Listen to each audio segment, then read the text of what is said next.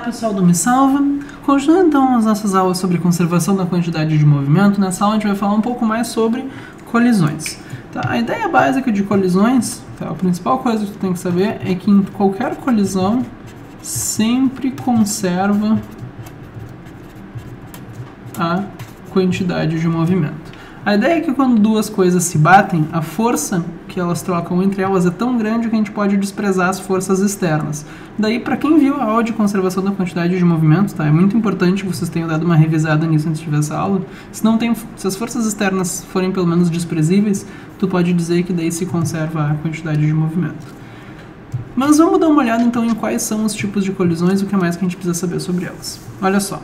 O primeiro tipo de colisão que a gente vai falar aqui é a colisão elástica.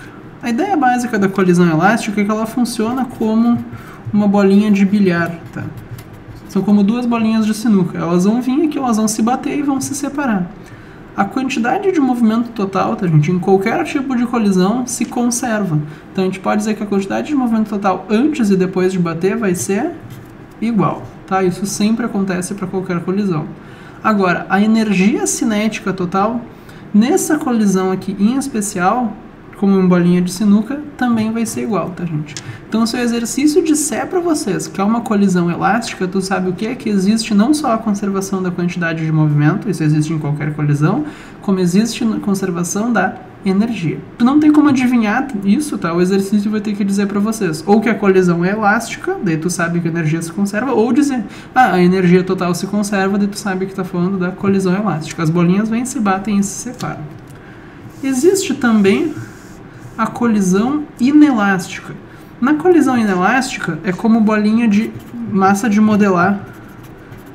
Massa de modelar, bolinha de argila, por exemplo.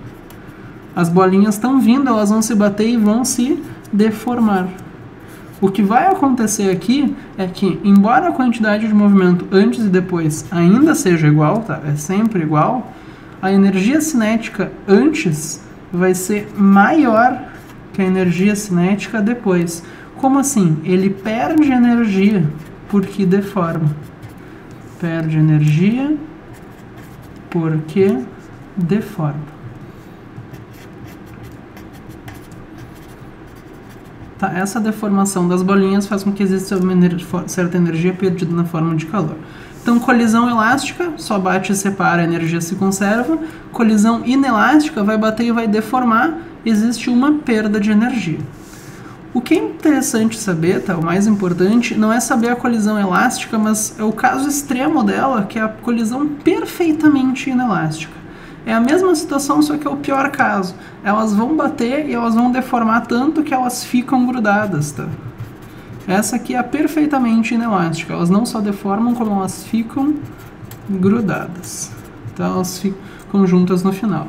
De novo, a quantidade de movimento antes e depois é igual, só que nesse caso, como deformou, perdeu energia, a energia cinética antes é maior do que a energia cinética depois. Ele perde energia no processo porque deforma. Esse é o pior caso, elas ficam grudadas. A velocidade delas depois de bater é a mesma, né? Elas estão se mexendo juntas. Se movem juntas após bater. Então, a colisão elástica e a colisão perfeitamente inelástica são extremos. Aqui conserva toda a energia, aqui existe a pior perda de energia, tá, gente? Esse é o pior caso. Ainda assim, tu não perde 100% da energia, porque a princípio elas não vão parar depois de bater. Mas é o caso em que perde a maior energia possível, digamos assim, é o pior caso. Então tá, gente, o objetivo dessa aula era só explicar mais ou menos quais são os tipos de colisão, como que funciona cada um, tá? É muito importante que vocês vejam as duas aulas de exemplo que vai ter em seguida, uma de colisão elástica, outra de colisão perfeitamente inelástica, pra gente ver como é que a gente, enfim, como é que a gente aplica isso no exercício, como a gente calcula valores, por exemplo, antes e depois de bater. Mas é sempre importante lembrar quais são os tipos de colisão e quais as características de cada um. Por essa aula era isso, tá? Muito obrigado pela atenção. Espero que tenham gostado e até a próxima.